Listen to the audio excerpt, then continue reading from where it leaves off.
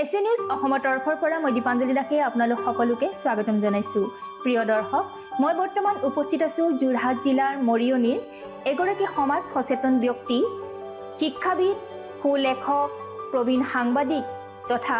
আমাৰ সকলোৰে বৰেণ্য ব্যক্তি নেকিবুল ইছলাম ডাঙৰীয়াৰ বাসগৃহত। তেখেতৰ জীৱনৰ পৰা আমাৰ জানিবলগীয়া বা শিকিবলগীয়া বহুতখিনিয়ে আছে। ভাৰতৰ যেতিয়া প্ৰধানমন্ত্ৰী ইন্দিৰা গান্ধী আছিল, তেখেতে ইন্দিৰা গান্ধীৰ এটা সাক্ষাৎকাৰ গ্ৰহণ কৰিছিল আৰু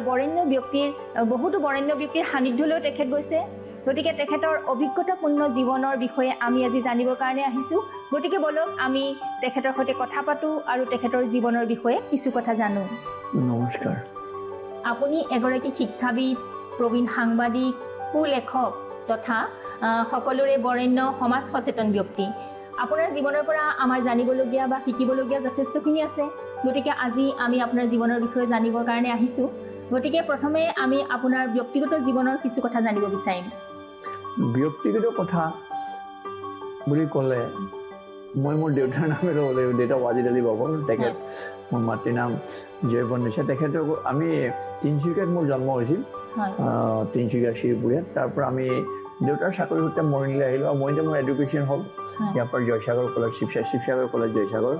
তাৰপিছত এলাহাবাদ ইউনিভাৰ্চিটিত অলপমান আছিলোঁ, তাৰপিছত আমি ডিব্ৰুগড় ইউনিভাৰ্চিটি শেহতীয়াভাৱে। আৰু এনেকৈ মই MA তাৰ পৰাই ল'লোঁ আৰু যোৱাত PGTCৰ পৰা BEdো কৰা হ'ল। আৰু মই চাকৰি সূত্ৰেতো মই MR হায়াৰ ছেকেণ্ডেৰীটো আছিলোঁ আৰু MR হায়াৰ ছেকেণ্ডেৰী 2019ত মই তাৰপৰা ৰিটায়াৰ কৰিলোঁ। ৰিটায়াৰ কৰাৰ পিছত বিভিন্ন ধৰণৰ লগত মই সম্পৃক্ত হৈছোঁ। সমাজত মোৰ এটা নিজৰ এটা NGO আছিলে, ধৰিত্ৰী, নৰ্থ ইষ্ট বেষ্ট ইক' ফ্ৰেণ্ডলি, তাৰ চেয়াৰমেন আছিলে, প্ৰতিষ্ঠাপক সভাপতি। বহুতখিনি আমি প্লেণ্টেশ্যনৰ কাম বা আমি ইক' ফ্ৰেণ্ডলি বহুতবিলাক কাম কৰিছোঁ। ছ'চিয়েল হাইজিনৰ ওপৰত, ছ'চিয়েল আমি বিশেষকৈ কেনেকৈ এৱাৰনেছ কৰিব পাৰোঁ এনভাইৰনমেণ্টৰ ওপৰত, এনেকুৱা কাম কৰিছোঁ। আৰু সাংবাদিকতাৰ লগতে মই খুবেই ওতপ্ৰোতভাৱে জড়িত। আমি জানো যে আপুনি এগৰাকী প্ৰবীণ সাংবাদিক। আমি ইতিমধ্যে জানিছোঁ যে আপুনি অসমৰ এনে এজন সাংবাদিক হয় যি ভাৰতৰ প্ৰধানমন্ত্ৰীৰো ইণ্টাৰভিউ লৈছিল। সেই অভিজ্ঞতাৰ বিষয়ে আমাক অকণমান জনাওকচোন। আচলতে এই সাংবাদিকতাৰ কথাটো ক'বলৈ গ'লে বা ইন্দিৰা গান্ধীৰ লগত মই ইণ্টাৰভিউটোৰ কথা ক'ব, মই অকণমান কথা আপোনাৰ দৰ্শককো জনাব লাগিব যে মই কেনেকৈ এই ঢাপকেইটা বগালোঁ। 1972 চনত মই আমাৰ যিখন মই আগৰৱালা স্কুলত পঢ়িছিলোঁ কৈছোঁ, তাতে মই এখন মেগাজিনলৈ পঢ়া। তাৰ আচলতে ক্লাছ 9ৰ ল'ৰাবিলাক, কাৰণ সেই সময়তো আৰু বাকী এইবিলাক পাব্লিক স্কুল নাছিল, সেইকাৰণে আমাৰ এইখনে আছিলে কো-এডুকেশ্যন, ল'ৰা ছোৱালী চবৰে, বহুত ল'ৰা ছোৱালী, প্ৰায় 1800-2000 ল'ৰা ছোৱালী। সেইকাৰণে 9ৰ ল'ৰা ছোৱালীয়ে জেনেৰেল ছেক্ৰেটাৰী হওক, মেগাজিন ছেক্ৰেটাৰী হওক, লাইব্ৰেৰী সেইবিলাক চব পায়। কিন্তু সেই সময়ত মই ক্লাছ 8ত থাকোঁতে I contest for the magazine secretary. আৰু অঞ্জু ৰাজখোৱা বুলি এগৰাকী ক্লাছ 9ৰ বাইদেউ আছিলে, তেওঁ নোৱাৰিলে, কিন্তু মই কণ্টেষ্টত জিকিলোঁ। আৰু মই এখন সম্পাদনা কৰিছিলোঁ পঢ়া, ইণ্ডিয়া এয়াৰ অফ 1972। আৰু সেইটোত পিছত মই প্ৰবন্ধ পাতি, গল্প, কবিতা, এনেকুৱাবিলাকৰ নাটক, আনকি সকলোবিলাকতে মই এটা আয়ত্ত কৰিব পাৰিলোঁ। সেইটো পাঠকে জানিব যিসকলে পঢ়িছে কেনেকৈ আছিলে। তাৰ পৰৱৰ্তী সময়ত মই আনকি ডিব্ৰুগড় ইউনিভাৰ্চিটিত মই এখন নাটক দি পেলাই মই ডিব্ৰুগড় ইউনিভাৰ্চিটিত এইটো ড্ৰামা ষ্টেজ কৰাইছোঁ। আৰু এইখিনি কৰোঁতে লাহে লাহে মই সাংবাদিকতাৰ লগত সোমালোঁ। মই 1978 চনত এখন মেগাজিন উলিয়ালোঁ, নিউজ মেগাজিন। মই বুলি ঠিক নহয়, আমাৰ জ্যোতি প্ৰগ্ৰেছিভ ক্লাব বুলি এটা ক্লাবৰ তত্বাৱধানত মই এডিটৰ আছিলোঁ। এডিটৰ থাকোঁতে সেই সময়তো 1970 আপোনালোকে জানে 1975 চনত ইমাৰ্জেঞ্চি হৈছে। ইমাৰ্জেঞ্চিৰ পিছত 77 ইমাৰ্জেঞ্চি শেষ হৈছে। 78ত আপোনাৰ অসমত ইলেকশ্যন হৈছে, কৰ্ণাটকত হৈছে, এনেকৈ ষ্টেট কিছুমানত। তাৰপিছত আকৌ 88ত আকৌ নতুন ইলেকশ্যন হ'ল, গোটেই জেনেৰেল যিটো ইলেকশ্যন MP। সেই সময়তে মই এটা সুবিধা পালোঁ মোৰ মেগাজিনখনৰ কাৰণে। ইন্দিৰা গান্ধী সেই সময়ত কেম্পেইনিঙত আহিছিলে অসমলৈ, আৰু এতিয়া ইণ্ডিয়ান কংগ্ৰেছটো আৰম্ভ হৈছিল। আগৰ কংগ্ৰেছটো নাই আৰু ইণ্ডিয়ান কংগ্ৰেছটো প্ৰথম। তাত তিলক গগৈ আছিলে, তিলক গগৈদেৱ, প্ৰয়াত তিলক গগৈ, তেখেত আছিলে তাৰ সভাপতি, অসম প্ৰদেশৰ। ইণ্ডিয়া গান্ধীত মোৰ সুবিধা হ'ল। সুবিধাৰ মাজতে মই তেখেতক ইণ্টাৰভিউ ল'লোঁ, কিন্তু ইণ্টাৰভিউটো সেইটো এটা মোৰ খুব আমোদজনক ঘটনা। আচলতে ইণ্টাৰভিউটো মই ল'ব নাছিলে, সেই সময়ত কটনৰ জেনেৰেল ছেক্ৰেটাৰী আছিলে আবু নাছিৰ ইফতেখাৰ হোসেন বৰা। আৰু তেখেতে আমি ৰাতি ঠিক কৰিলোঁ, কাৰণ ইংৰাজীত মই ইমান পৰিপক্ক নাছিলোঁ। কিন্তু তেওঁ কোৱা হ'ল 8টা বজাত আহিবলৈ। আমি ঠিক আমৰা সেই ধৰণে আমি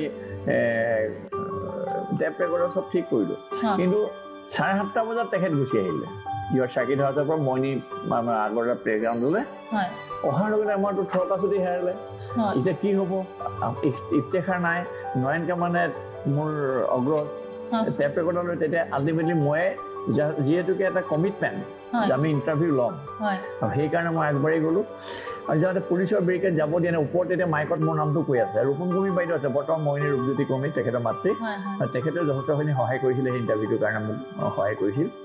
তো তেখেতেও দৌৰি আহিছে আৰু পুলিচে যেতিয়া মোক বেৰিকেডত মই খালি মাইকলৈ দেখোঁ সেইটো মোৰ নামটো কৈ আছে ইণ্ডিয়া গান্ধী মোক বিচাৰিছে পুলিচে যাব দিছে ইণ্ডিয়া গান্ধী ৰূপম কুৰ্মী বাইদেউ ধৰি আনি পেলাই মোক গাড়ীখনৰ ওচৰত থ'লে থোৱাৰ পিছতে মই কেনেকৈ পিছ চিটত আছে গাড়ীখনত ইতিল গগৈদেৱৰ গাড়ী তেওঁ সুদূৰত আছে গাড়ীখনত যেতিয়া উঠিলোঁ উঠাৰ পিছতে মই ভৰি এখন বাহিৰলৈ উলিয়াই থৈছোঁ তেতিয়া ইন্দিৰা গান্ধী মহোদয়ে মোক কৈছে যে আপুনি ভৰিখন মানে ভিতৰত your leg is please keep your leg inside the battery is going আপোনাৰ 4খন দৰ্জাৰ লগতে বেটাৰীটো কানেক্ট আছে সেইকাৰণে আপুনি ভৰিখন ঘূৰাই দিয়ক সেই কথাটোত মানে মোৰ অলপমান কথাখিনি বহুত দূৰলৈ মই মানে চিন্তা কৰিলোঁ যে এগৰাকী ভাৰতৰ প্ৰধানমন্ত্ৰী এই সৰু কথা এটা লৈ তাকো লোকৰ গাড়ী তেওঁতো একো আহে নাযায় মোৰ আমাৰ যিটো হেয়মৰ চিন্তা আৰু সেই চিন্তাবিলাক আমাৰ তেনেকৈ আছিলে কিন্তু তেওঁ সৰু কথাটো চিন্তা কৰিছে আৰু অথচ আজি আমি চব ইলেক্ট্ৰিক দিনটো চলি থাকে আমি ইয়াতে দেখিছোঁ মইনি হওক যোৰহাট হওক লাইট জ্বলিয়ে থাকে পানী পৰিয়ে থাকে কিন্তু আমি তাৰ অপচয়ৰ প্ৰতি আমি কোনো সচেষ্ট নহয় তো তেখেতে এই কথাতে মোক খুব অনুপ্ৰাণিত কৰিলে খুব মানে উজ্জীৱিত কৰিলে ক'বলৈ গ'লে মই দৰ্জা মৰাৰ পিছত আৰু তেতিয়াৰ পৰা মই নাজানো ক'ৰ পৰা মোৰ শক্তি আহিলে আৰু স্কুলবিলাকতো কৈ যায় অলপমান আপুনি নাৰ্ভাছনেছটো গুচাবৰ কাৰণে উশাহকৈ দীঘলকৈ উশাহ ল'ব লাগে মই উশাহটো লোৱাৰ নিচিনাই দৰ্জাখন মাৰি দিলোঁ উশাহৰ নিচিনাই কাম কৰিলে আৰু মই তাৰপিছত ফ্ৰিকুৱেণ্টলি অসমীয়াত এটাও নহয় বাৰু হিন্দীটো নহয় এয়াই মিন ইংলিছ আৰু সকলোতকৈ ডাঙৰ কথাটো আছিলে কি যে মই তেওঁক এটা কুৱেশ্যন কৰিছিলোঁ সেই কুৱেশ্যনটো আছিলে যে আপুনি আজমগড় কনষ্টিটিউশ্যনত উঠিব সেই সময়ত খুব ডাঙৰ এটা ৰিপাৰ্কেশ্যন হৈছিলে যে তেওঁ আজমগড়ৰ পৰা উঠিব আজমগড় 80 ইলেকশ্যনত তো তেওঁ ক'লে যে হেৰি আপুনি দমদম এয়াৰপৰ্টত কালি মোক একেটা কুৱেশ্যনে কৈছে ৰিপৰ্টাৰবিলাকে আনন্দ বজাৰ পত্ৰিকাৰো কাৰ কাৰ নাম গৈছিল তো মই তেওঁলোকক ক'লোঁ যে মই এতিয়ালৈকে ডিচিশ্যন লোৱা নাই আৰু আপুনি you are the first reporter tell the world that I am not going to stand from the Azamgarh সেইটো মোৰ দুখ লাগে তেতিয়া ডিজিটেল যদি তেতিয়া হ'লহেঁতেন আপোনাৰ ইয়াক বিচাৰিছে তেওঁ বহুত ওপৰলৈ গ'লহেঁতেন কিন্তু সময়ত নাছিলে আমাৰ চব লিথুত প্ৰিণ্টিং কৰা সেইবিলাক প্ৰিণ্টিং কৰা সেইবিলাক 2-3 কৰাৰ পিছত আমাৰ এইটো প্ৰকাশ পায় আমাৰ আজিকালি নিচিনা ফেচবুক বা সেইবোৰ নাছিল তো সেইকাৰণে অকণ দুখ লাগে কেলৈ এখন নাছিলে তাৰ পৰা তেখেতটো আপোনাসকলে জানে এটা গোটেই ভাৰতবৰ্ষত মানে স্বেচ্ছাসেৱী শাসন চলাইছিলে যিটো ফেচিজিম বুলি কোৱা হয় সেইকাৰণে আমি আমাৰ প্ৰতি আমি তেওঁৰ প্ৰতি আমাৰ ভাল ভাবো নাছিলে ক'বলৈ গ'লে সেই আমি জেনেৰেল ডেমক্ৰেটিক মাইণ্ডেড যিবিলাক মানুহ কিন্তু তেওঁ মই ক'লোঁ যে আমাৰ যুৱ সমাজৰ কাৰণে এখন কাকত লিখক তাত যুৱ সমাজৰ কাৰণে তেওঁ মই পেটখন আগবঢ়াই দিওঁ তাত যুৱ সমাজৰ কাৰণে 3টামান লাইন লিখিছে আৰু 3টাই যিটো ৱৰ্ল্ডৰ যিটো যুৱ সমাজৰ কাম ৱৰ্ল্ডৰ যিটো পিচ মানে পিচ মিছনৰ কাৰণে আমি কেনেকৈ কৰিব লাগে আমাৰ যিটো ইকনমি কেনেকৈ ভাইবিলিটি আনিব গোটেই 3-4টা ৱৰ্ল্ডত মানে লাইনত ইমান সুন্দৰকৈ সেই সময়তে মই তেওঁ ওখৰলৈ চাই আছোঁ যে এইগৰাকী ইন্দিৰা গান্ধী ইমান যে মাতৃসুলভ স্বেচ্ছাসেৱী ফেচিষ্ট তো মোৰ মাজত এটা কণ্ট্ৰাডিকশ্যন কোনজনী হয় এজনী এইখন কোন হয় তো এনেকুৱা এটা মানে মোৰ নিজৰ ডাইলেমা হৈ গৈছে মানে এইগৰাকী এনেকৈ ফেচিজিম চলাব পাৰে ইমান এগৰাকী হেৰি ইমান সুন্দৰকৈ তেওঁ কথাখিনি মোৰ লগত ৰেছপণ্ড কৰি আছে আৰু সেইগৰাকীৰ লগত মোৰ এইটো মই লিখিছোঁ মোৰ কিতাপ প্ৰতিটিত লিখিছোঁ আৰু বাকী বহুত মেগাজিনত মই লিখিছোঁ এই কথাখিনি কেতিয়াবা পাৰিলে চাব আৰু বেছি সুন্দৰভাৱে লিখিছোঁ বিশদভাৱে লিখিছোঁ আৰু এটা ইণ্টাৰেষ্টিং কথা হ'ল কি মই ইণ্টাৰভিউ লৈ থাকোঁতে টেপ ৰেকৰ্ডাৰটো নয়নকা মানে মোক ক'লে যে টেপ ৰেকৰ্ডাৰ মোক এটা চাউনি এটা দিলে ইমান চুইট তেখেত ইমান ইণ্টেলিজেণ্ট মই বুজি পোৱা নাই তেখেতে বুজি পালে যে কিবা এটা দেয়াৰ চামথিং ইন হিজ মানে অডিঅ' মানে টেপ ৰেকৰ্ডাৰ কৈছে হোৱাট দ্য প্ৰব্লেম মই ক'লোঁ যে তেওঁৰ কেছেটটো শেষ হ'ল don't worry Pranab Mukherjee he is delivering the lecture speech of the stage you go' to him and he has many cassettes it just bring one মানে প্ৰণৱ মুখাৰ্জী সেই সময়ত কমাৰ্চ মিনিষ্টাৰ আছিলে বাণিজ্যিক মন্ত্ৰী ভাৰতৰ তো তেওঁৰ পৰা কেছেটটো লৈ আহা আৰু এনেই হেৰিও আছিলে দেই ভাৰতৰ ইণ্ডিয়া কংগ্ৰেছৰ তেওঁ কোষাধ্যক্ষ আছিল তো তেওঁৰ পৰা কেছেট এটা লৈ আহা এনেকুৱা এটা হ'ল যে আপোনাৰ নেকিব ইছলাম, নয়ন কামাল, প্ৰণৱ মুখাৰ্জী, ইন্দিৰা গান্ধী যেনে এটা মানে চাৰ্কুলৰ মাজত সোমাই আছে। এটা পৰিয়াল, এটা পৰিয়াল। তেনেকুৱা অনুভৱ হৈছিলে মানে। তো সেই কথাবিলাক একচুৱেলি এতিয়াও মোক উজ্জীৱিত কৰি ৰাখে। আৰু মোৰ জীৱনত এটা আপুনি কৈছে মোৰ তাত ভাল প্লাছ পইণ্ট এটা হ'ল কি, তাৰ পিছৰ পৰা ইয়াৰ পিছত মই জৰ্জ ফাৰ্ণাণ্ডেজৰ কথা পাতিছোঁ, ইণ্টাৰভিউ লৈছোঁ একেখন ফিল্ডতে। আচাৰ্য কৃপানলৈ লৈছোঁ, তেওঁ কৈছে মোক, আচাৰ্য কৃপানলে, যে আমি যেতিয়ালৈকে সকলো ফালৰ পৰা আমাক ঢেৰ সুবিধা, কিন্তু আমাৰ বাক স্বাধীনতা যে আমাৰ নাথাকে, আমি যদি নিজকে যদি আমি সন্মান সহকাৰে আমি থাকিব নোৱাৰোঁ, তেতিয়াহ'লে সেই স্বাধীনতা কিহৰ স্বাধীনতা? তো সেইটো কথাই এতিয়াও ধৰক মই আজি অলপমান DY-65 ইলেকশ্যন ডিবেট এটা হৈছে, মই তাত একেটা কথাই কৈছোঁ, আমাৰ নিজৰ যিটো স্বকীয় ব্যক্তি স্বাধীনতা, স্বকীয় যিটো আমাৰ স্বাধীনতা, সেইটো যদি আমি হেৰুৱাই দিবলগীয়া হয়, তাৰ বাকী আমাক যিমান যি কৰক, সেইটোৱে আচলতে আমাক কোনো এটা গতি দিব নোৱাৰে, বা কোনো এটা আমি নিজৰ আমি সুখী হ'ব নোৱাৰোঁ। তো ঠিক অনুৰোধ ধৰণে আমাৰ ইন্দিৰা গান্ধীৰ লগত ফাৰ্ণাণ্ডেজকো যদি মই প্ৰশ্ন কৰিছোঁ, ফাৰ্ণাণ্ডেজ দেৱেও একেটা মোক ৰিকুৱেষ্ট কৰিছে। সেই সময়তে ফাৰ্ণাণ্ডেজ যিদিনা আহিছে, সেইদিনা আমাৰ চিনেমাৰ আপুনি যদি জানে যিটো ইণ্ডাষ্ট্ৰিয়েল ষ্টেট, সেইদিনা ইন'ভেশ্যন হৈছিল। দুলাল বৰদেৱৰ লগত আছিল, তেওঁৰ লগত আমাৰ কথা বতৰা হৈছিল। চিনামাৰা যিটো DIC বুলি যিটো কয়, DIC, সেইদিনাখন ইয়াৰ পৰা যাতে মোকো কৈছে, মোকো লগ ধৰিছিল। তেওঁ আমাৰ তেনেকুৱা ভেহিকল চেহিকল নাছিল। আৰু ৰাজীৱ গান্ধীৰ লগতো লগ কৰিছোঁ। তেওঁ তেতিয়াও এটা ইলেকশ্যন কেম্পেইনিঙত তেওঁ, এইটো পিছত 92 কথা, তেওঁ পৰিবাৰ সোনিয়া গান্ধীৰ প্ৰথম যেতিয়া এখন ওলাইছে মাৰুতিলৈ তেওঁ গৈছে, তেওঁকো মই ৰাস্তাত আগবাঢ়ি ধৰিছোঁ। তেওঁ মোক ক'লে যে আপোনাক মই বেক কৰিছোঁ, নকচাওঁ মই তেতিয়া কথা পাতিম। কিন্তু মই নাছিলোঁ, আই ৱাজ এৱে, মই ডিব্ৰুগড়তে ক'ত আছিলোঁ, তেতিয়া তেওঁ বেক কৰিলে। কিন্তু মই এনেই ৰাস্তাত কথা হ'ল, খালি তেওঁ মোক এটাই ক'লে যে মই নকচাঙৰ পৰা আপোনাৰ কথা পাতিম। তো সেইটো মই বাটা কোম্পানী কয়, তাৰ ফ্ৰণ্টতে মোৰ লগত হৈছিলে। এইটো ৰাস্তাৰ পৰা মই কনভয় ৰখাই দিছিলোঁ, ৰখাই পেলাই মই কথা পাতিছিলোঁ। কিন্তু তথাপিতো এনেকুৱা কথাবিলাকত মই আপোনাক এইটোৱে কৈছোঁ যে মোক এই কথাখিনি মোক স্পীড আপ কৰিলে মানুহটো। এতিয়া কেতিয়াবা মই দেখোঁ যে কেতিয়াবা লগৰ কোনোবা মানুহ সেই সময়ৰ কথা কৈ আছোঁ, যে মইতো 21 বছৰীয়া চপল ডেকা এটা তেনেকৈ ক'বলৈ গ'লে। সেই সময়তে মই ইমানখিনি যেতিয়া মই পাৰিলোঁ, তেতিয়া আগতে DC অফিচত গ'লে মানুহে ক'লে নাপালোঁ, ঢেৰ মানুহ, এনেকুৱা ধৰণৰ কথা কিছুমান শুনি থাকোঁ। কিন্তু বা পৰ্দাখন দাঙিব, চাব IS অফিচাৰটোক, এনেকৈ ওলাব, ACS হওক IS হওক, কিন্তু সেই বস্তুটো মোৰ নাইকিয়া হৈ গ'ল। তাৰপিছৰ পৰা আত্মবিশ্বাস বাঢ়িলে। আই নেভাৰ কেয়াৰ টু এনিৱান, যাক ক'ব লাগে direct. Even then PP Trivedi আছিল, আমি আছুৰ নেতৃত্বত আছিলোঁ। আছুৰ নেতৃত্বত থাকোঁতে মানে নেতৃত্ব কি আৰু মানে ডিষ্ট্ৰিক্ট লেভেল বা আমাৰ আঞ্চলিক, তেতিয়াও আই ৱাজ এৰেষ্টেড ইন এলাহাবাদ। মোক এইটো বিভিন্ন মনে সজাই গছত হেৰি কৈছে, এৰেষ্টেড ইন এলাহাবাদ। তাৰপৰা গুৱাহাটী এনেকুৱা এটা, সেইটো এটা বেলেগ chapter. Whats ever PP Trivedi যেতিয়া 85-ত তেওঁ চিফ ছেক্ৰেটাৰী হ'ল, বহুতে হেৰি কৈছে, মই নেভাৰ, একদম ডাইৰেক্ট গৈ সোমাইছোঁ PP ত্ৰিবেদী, গোটেই কথাখিনি কৈছোঁ। তো এনেকুৱাবিলাক এই সাহসটো মোৰ আহিলে যে মই যদি ইন্দিৰা গান্ধীৰ কথা পাতিছোঁ, তহঁতি কথা মানে এনেকুৱা এটা নাপায়। সেইটো আৰু দুখৰ নহয়, সাহসে হয় আৰু কথাও। তো সেনেকৈ আমি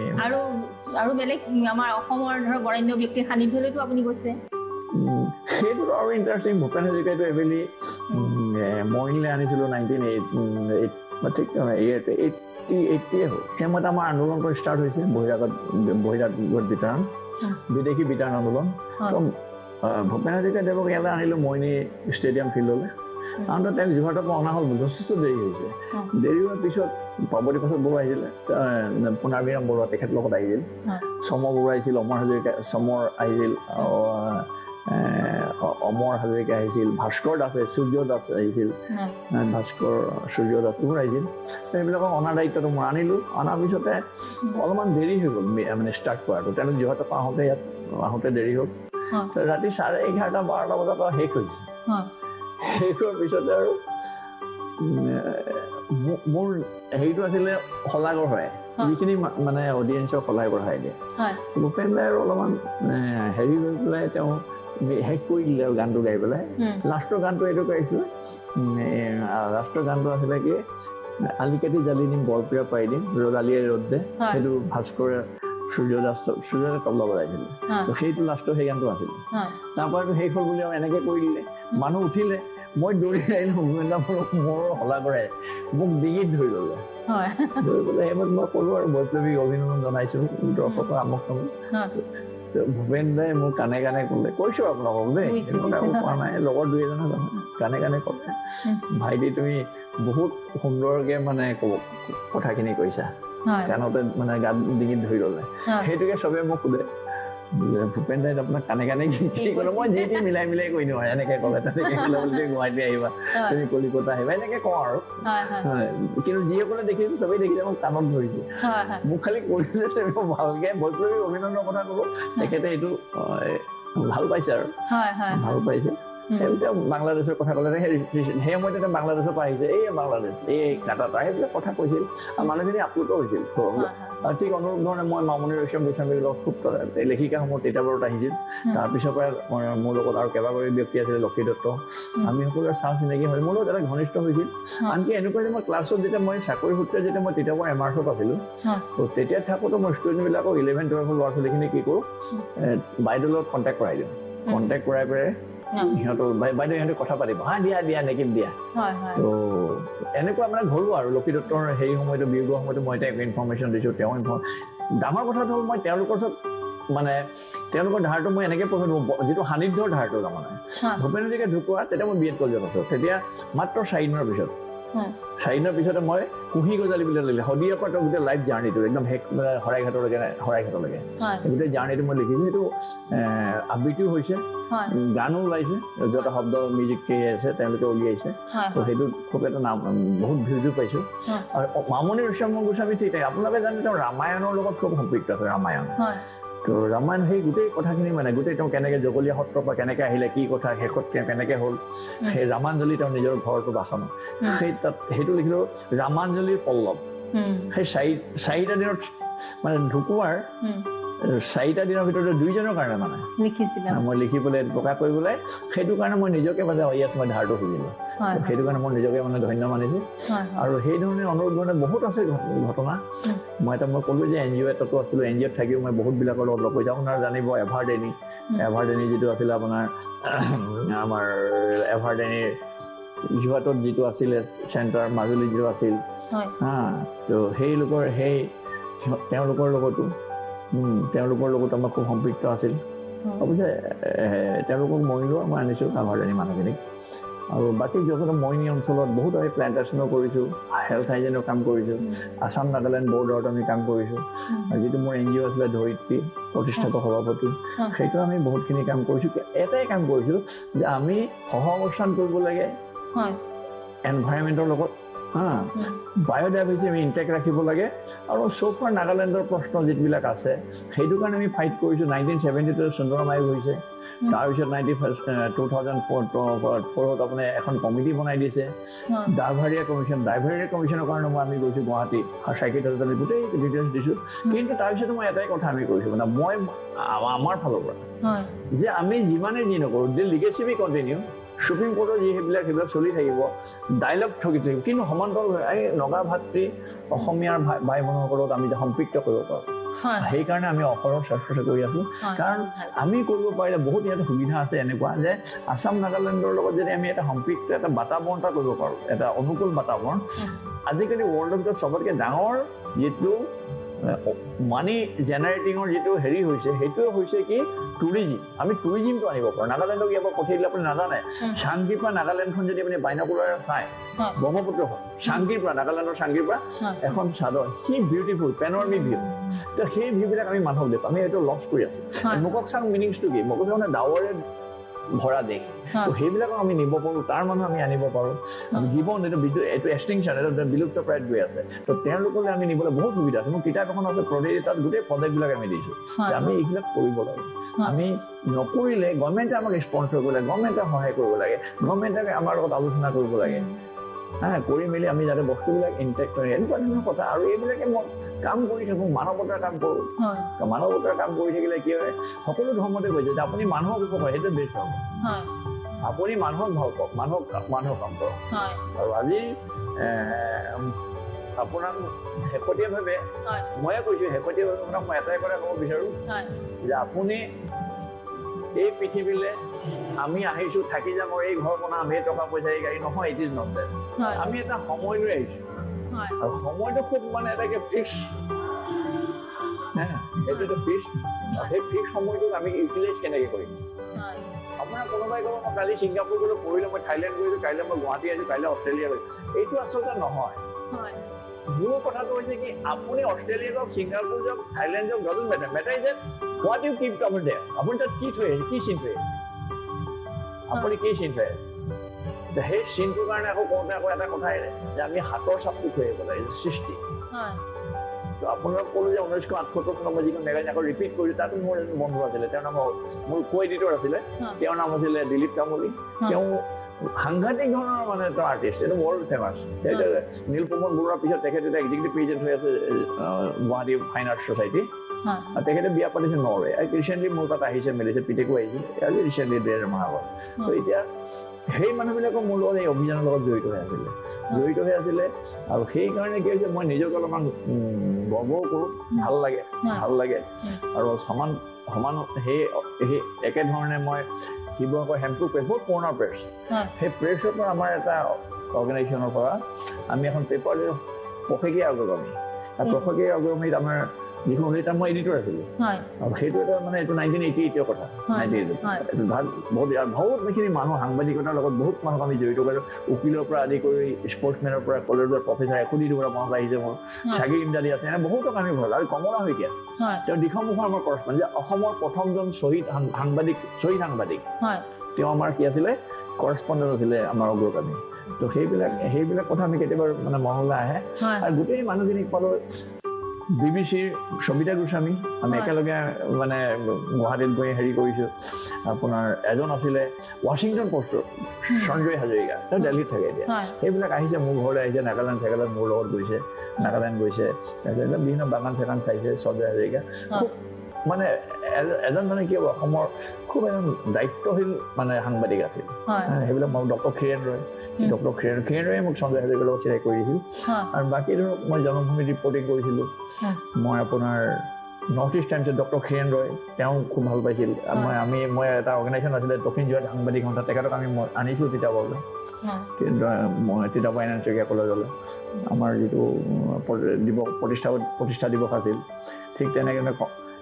এতিয়া ৰিচেণ্টলি ঢুকালে খুব বেয়া লাগিল ধীৰেন্দ্ৰ চক্ৰৱৰ্তী মোৰ লগত খুব ভাল আছিল তেখেত আগতে ডিৰেক্টৰ আছিলে DIPৰ তাৰপিছত প্ৰফুল্ল শইকীয়া ছাৰ প্ৰফুল্ল শইকীয়া বাঘভৱনৰো গৈছোঁ মই দিলীপ হাজৰি পথত আছে গুৱাহাটী তাৰপিছত যদু কাকতি এনেকৈ বহুতবিলাক যিবিলাক সাংবাদিক প্ৰমিনেণ্ট যিবিলাক সাংবাদিক যদু কাকতি বাদিক যিখিনি আছিল সকলোৰে লগত মোৰ সম্পৃক্ত সান্নিধ্য আৰু আব্দুল মালিক ডক্টৰ লীলা গগৈদেৱ ডক্টৰ মহেন্দ্ৰ মই ইউনিভাৰ্চিটি পাইছোঁ আনকি ক্লেইনৰ এডিটৰ হৈ থাকোঁতে মোৰ ক্লেইনৰ মই ৰিপৰ্টাৰ আছিলে কৰস্পণ্ডেণ্ট আছিলোঁ তো তেনেকৈ ধৰণে চবৰ লগতে সম্পৃক্ত মানে আছে মানে পাইছোঁ আৰু মানুহ কিছুমান এই ডক্টৰ হীৰেণ গোহাঁইৰ লগত এতিয়া খুব এটা সম্পৃক্ত হৈ আছে এটা আমাৰ অসমৰ আছাম চিভিল ছ'চাইটি আৰু অসম নাগৰিক সন্থা আৰু এটা আছে আমাৰ নাগৰিক সমিতি তো সেইবিলাকৰ লগত অলপ সম্পৃক্ত হৈ আছে সেইকাৰণে সেইবিলাক মানুহ বহুত ভাল পৰেশ মালাকাৰ এনেকৈ মাছাদাৰ হুছেইন তাৰপিছত আব্দুল মান্নান এনেকুৱা বহুতবিলাকৰ লগত আজি গুৱাহাটীত আজি 13 মাহ মান আগত প্ৰাগজ্যোতিষ এইটো অডিটৰিয়ামত ডাঙৰ মিটিং হৈছে তাতো আমি গৈছোঁ সকলোৰে সম্পৃক্ত হৈছে আমাৰ হৈছে কি মানৱতাবাদ উঠাব লাগে অন্যায় অত্যাচাৰৰ বিৰুদ্ধে প্ৰতিবাদ দুৰ্নীতিৰ বিৰুদ্ধে প্ৰতিবাদ কৰিব লাগে আৰু এটা আমাৰ যিটো মানুহৰ যিটো সত্তা সেই সত্তাটোক যাতে কোনো কোঙা কৰিব নোৱাৰে হেঁচা মাৰি ধৰিব নোৱাৰে তাৰ বিপৰীতে আৱাজ দিয়া হয় বহুত ভাল লাগিল আপোনাৰ অভিজ্ঞতাপূৰ্ণ জীৱনৰ কথাখিনি জানি SI নিউজ অসমৰ তৰফৰ পৰা আপোনালৈ বহুত বহুত ধন্যবাদ জ্ঞাপন কৰিলোঁ ছাৰ থেংক ইউ প্ৰিয় দৰ্শক নেকিবুল ইছলাম ছাৰৰ অভিজ্ঞতাপূৰ্ণ জীৱনৰ বিষয়ে জানি আমাৰ খুবেই ভাল লাগিল আশা কৰোঁ আপোনালোকেও ভাল পালে আপোনালোক সকলোকে বহুত বহুত ধন্যবাদ